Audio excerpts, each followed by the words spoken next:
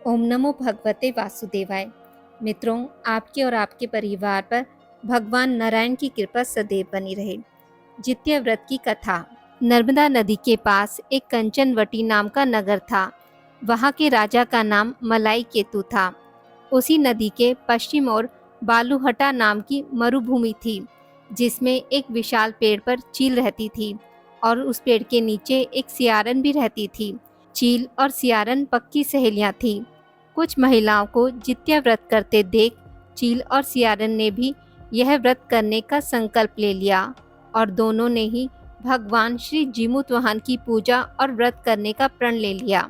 जिस दिन दोनों को व्रत रखना था, ठीक उसी दिन शहर के एक बड़े व्यापारी की मृत्यु हो गई और उनका दाह संस्कार वहीं मरुस्थल पर हुआ। मुर्दा देखकर सियारन को भूख लगने लगी और वह खुद को रोक नहीं पाई, जिसके कारण उसका व्रत टूट गया। परंतु चील ने खुद पर संयम रखा और पूरी श्रद्धा और नियम से अपना व्रत पूरा किया। अगले दिन व्रत का पारण भी किया। उसके बाद अगले जन्म में दोनों सहेलियों ने पुत्री के रूप में एक ब्राह्मण परिवार में जन्म लिया। उनके पिता का नाम भास्कर था। चील बड़ी बहन और सियारन छोटी बहन बनी। बड़ी बहन का नाम शीलावती रखा गया और उसकी शादी बुद्धिसेन के साथ हो गई। छोटी बहन का नाम कपूरवती रखा गया और उसकी शादी उस शहर के राजा मालकेतु से हुई और छोटी बहन कपूरवती कंचनवटी नगर की रानी बन गई। अब भगवान जीमूतवाहन के आशीर्वाद से बड़ी बहन शीलावती को 7 पुत्र प्राप्त हुए, लेकिन कपूरवती के बच्चे जन्म लेते ही खत्म हो जाते थे। कुछ सालों बाद शीलावती के 7 पुत्र बड़े हो गए और राजा के दरबार में काम करने लगे। उन्हें देखकर कपूरवती के मन में ईर्ष्या और जलन की भावना उत्पन्न होने लग गई। इस ईर्ष्या की भावना में कपूरवती ने राजा से कहकर शीलावती के 7 बेटों के सर कटवा दिए। फिर उन 7 सिरों को साथ में बर्तन में डालकर ढक दिया गया और शीलावती के पास भिजवा दिया गया।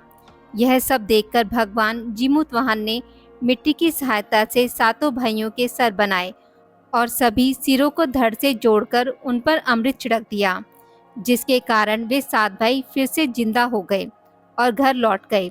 रानी ने जो कटे सर भिजवाए थे वह सब फूल बन गए। कपूरवती समाचार पाने को बहुत व्याकुल थी, लेकिन जब उसे इस बात का पता चला तो वह अपनी बड़ी बहन के घर गई। वहां सबको जिंदा देखकर आश्चर्य में पड़ गई और बेहोश हो गई। जब कपूरवती होश में आई तो उसने अपनी बहन से यह सारी बात बताई और अपनी गलती का पछतावा किया। भगवान जीमूतवाहन की कृपा से बड़ी बहन को पूर्व जन्म की सारी बातें याद आ गई और वह अपनी छोटी बहन को उसी पेड़ के नीचे लेकर आई और पूर्व जन्म की सारी बातें सुनाई, जिसे सुनकर कपूरवती फिर से बेहोश हो गई और मर गई। जब राजा को इस बात की सूचना मिली तो उन्होंने उसी जगह पर पेड़ के नीचे कपूरवती का दाह संस्कार कर दिया। तो प्रेम से बोलिए भगवान जीमूतवाहन की जय हो। आज की इस वीडियो में बस इतना ही। मित्रों, अगर आपको मेरी वीडियोस पसंद आती हैं तो इसे लाइक और शेयर ज़रूर करें और पूजा पाठ से जुड़ी जानकारी के लिए मेरे चैनल को सब्सक्राइब करना ना भूलें। धन्यवाद।